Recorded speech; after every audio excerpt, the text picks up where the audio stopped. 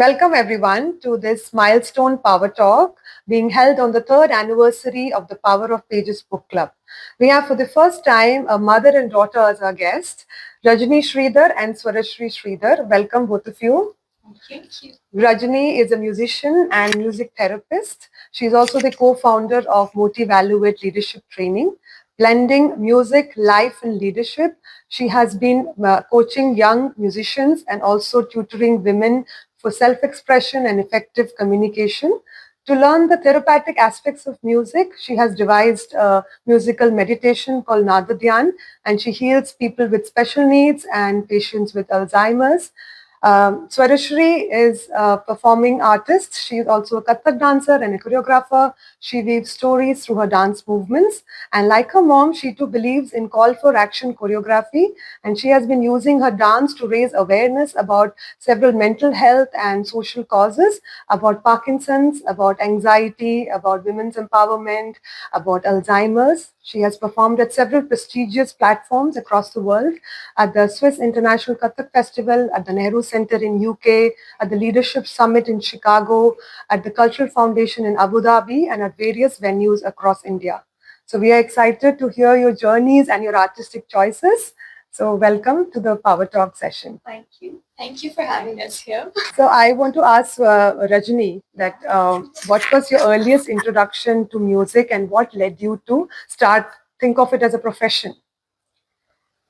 I'll come to the profession part later.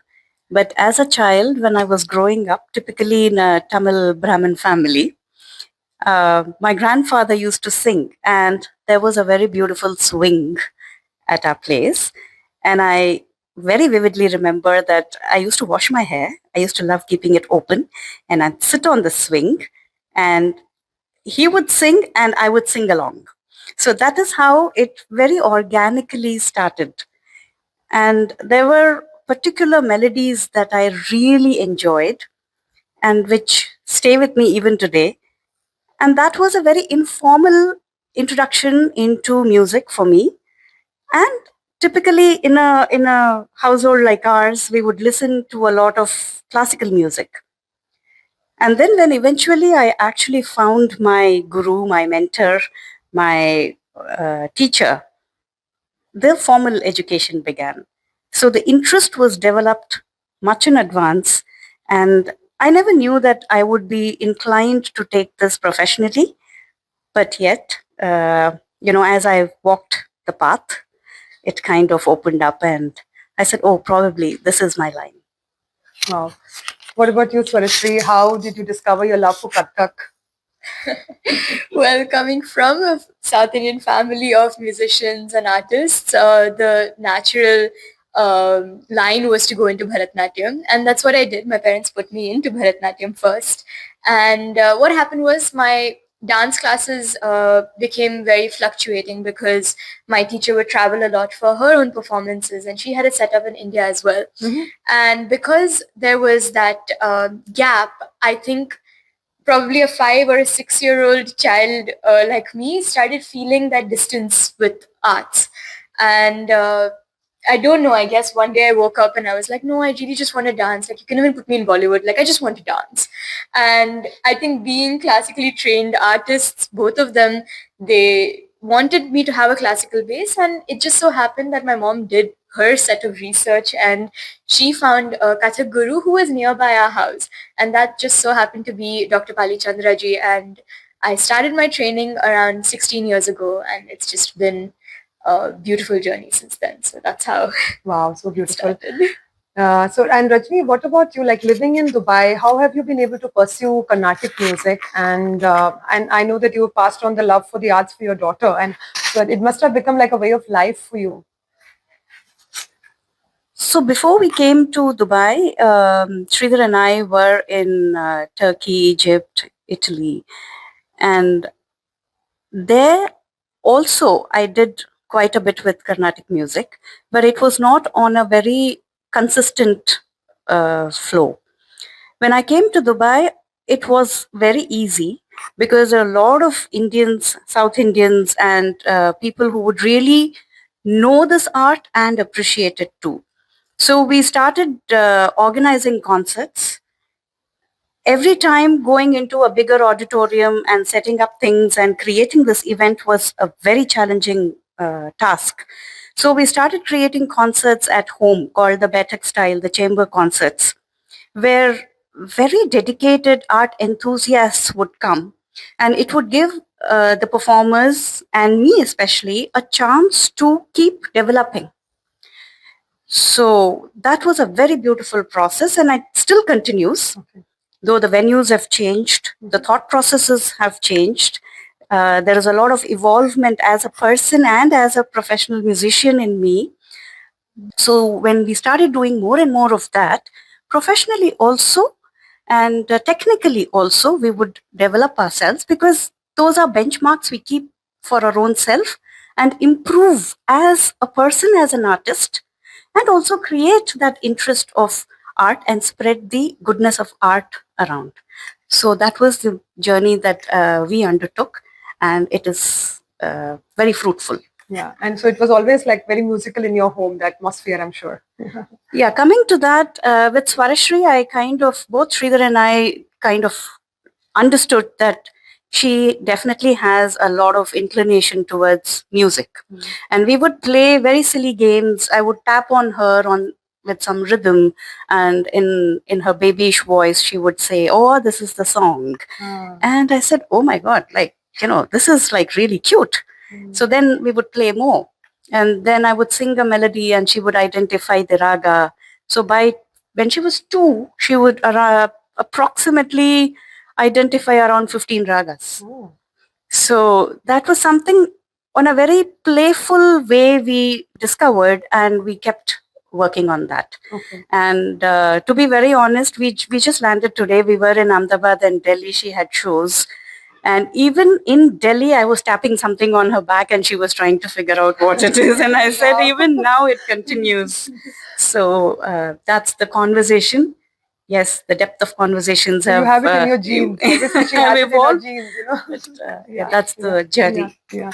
And Swarashri, like we heard your TED talk where you talked about that how you balanced your school education, your academics, and your dance diploma. It was tough to do your IB and your vocational diploma. So what was the journey like? What were the learnings from that experience? I think the main learning was that to not expect extreme amounts of excellence from myself at all times. It's great to be a high achieving student, but it's also important to know where health needs to take priority. And I think my parents were the first people to point out that red flag within me, and they were like, "You are not sleeping. Like, it's okay. Like, if dance is going to be a profession, focus more on that. You don't have to fail in your school classes, but you don't have to just pass also. I know you have, your own self-expectations, your own ego, but don't spoil your health on a whim." And I think that's what I did. So, like, I spoiled my health on a whim. That's what I did.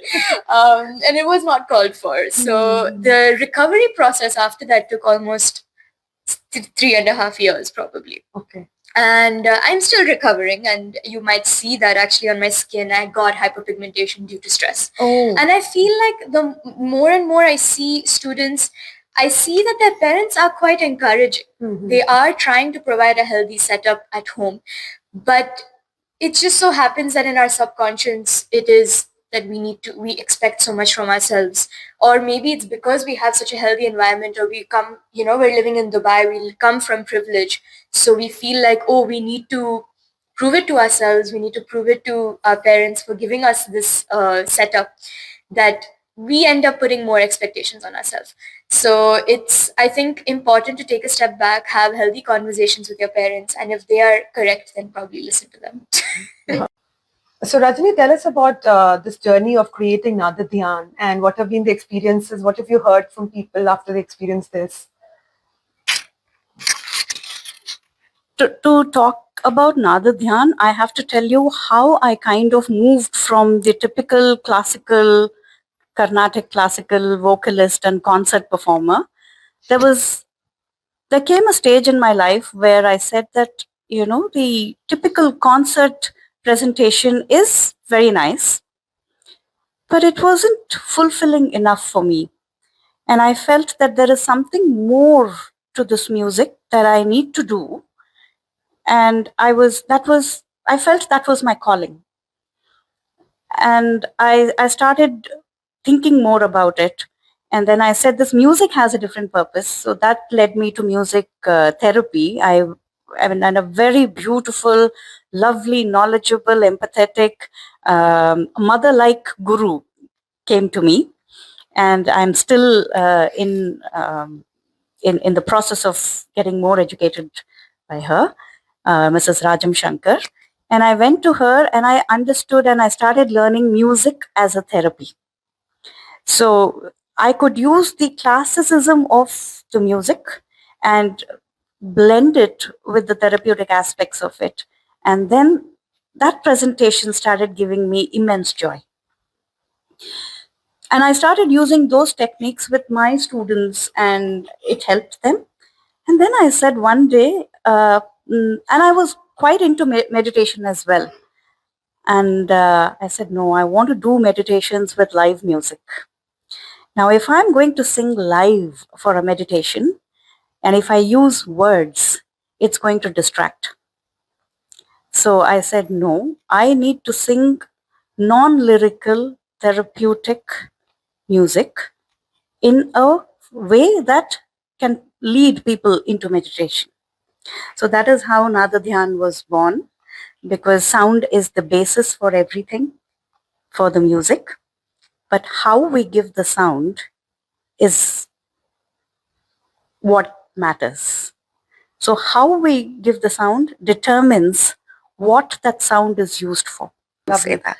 So Swarishri, I want to ask you that taking up creative career as a profession, it's actually quite a big decision to have taken, and because here that it's not going to be like a typical growth. Unlike other careers, there won't be any bonuses and perks and increments and all of that maybe.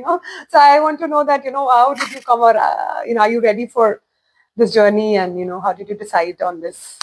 Well, I think when I had my Rangmanch Pravesh at the age of 14, I had kind of made up my mind that yes, this is the path I see myself taking. And the inspirations I had of people who are taking up arts as a career was my guru, who was a performing artist and a teacher. She had an institute set up.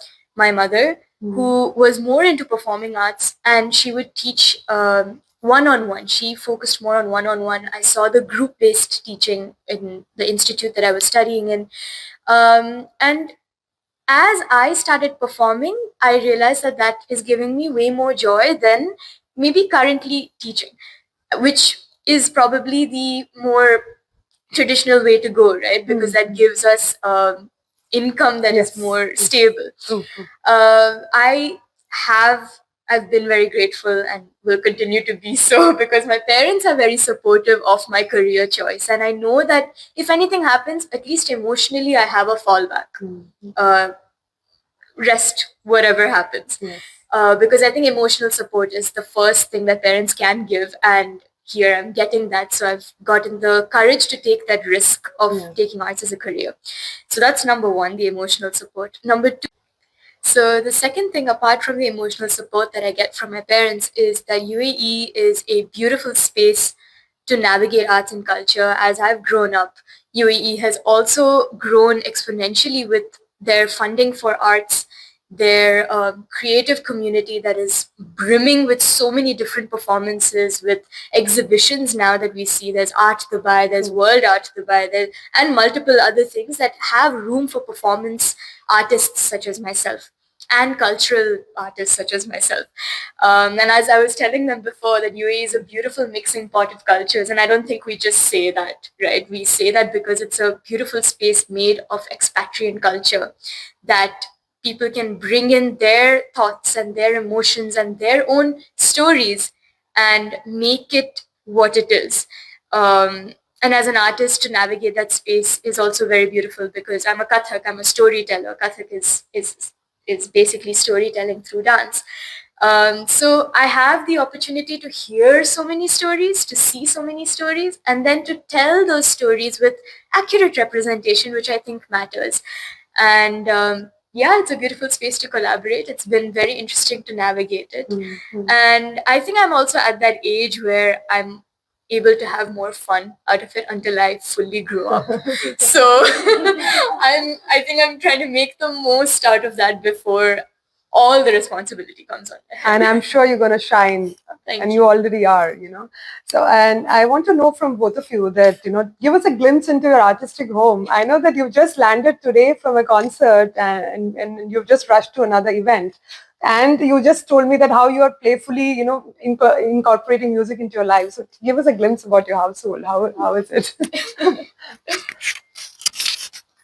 A glimpse, I think you should all come home. So many of our conversations are very natural, and somehow art, somehow leadership, all these topics do come in. Communication, the importance of communication, and importance of art in our lives. We do not have to be performing artists to celebrate that art which is within us, which is within each one of us. So even if we make a different dish, or we even decorate our cushion with a different cushion cover, that itself is artistry, and I think we need to celebrate that. So these are subtle conversations, subtle observations that we as a family do, and it gives us immense joy. And somehow a conversation comes out of it, and we kind of say, oh wow, man, this gives this result. And then we talk about it, and that is how the different subjects come through in our daily lives. And yet, when it comes to pure art, we do sit down, we discuss, and we are very, very glad, lucky, and blessed that Sridhar is also equally interested in these art forms. And he sits down and we throw our ideas and we get feedback, and then we have a lot of chances to collaborate, and that's how art works in our home. Lovely. And Swarashri, what about, do you begin your day with music? I mean, we assume that. No, I do not. I begin my day with chai, which they're very great. I'm very grateful that they do wake me up with it, because I think that's a rule we have, that they wake up early. I sleep very late because my working hours go very late. Mhm. So we have that understanding that, that's how we work, especially after COVID, when everything became homebound, I guess. Mhm. We each had to find a space because we all have professions that involve too much of noise. Mhm. And in that, I think we found boundaries as well. Okay. Because when I think you have three professionals who are in a performing space, Yes. living in the same house, it Yes. becomes a little challenging. Yeah. True. So knowing your boundaries, knowing your emotional space, and yet knowing that there's a personal and professional that exists in the same house is a conversation, I think, to be had and revisited each time. Mhm. And I think it makes for a very healthy environment. So that's how our house looks. Yes, we are a family, but we also respect each other as complete professionals. Like, I think yesterday or day before, when we were in Delhi, and I was telling Swarashri, sometimes your ideas are so beautiful, and I learn so much from them. So sometimes I feel you are an unsaid mentor to me. Wow. So that is the respect that we have mutually for each other, and that takes us in a very, very positive way, because there's so much to learn from each other. True. I hope you both keep learning and keep celebrating this beautiful artistic synergy that you have, and bless all of us and your audiences and all the people that you come in contact with you. Thank you so much. Thank you. Thank you.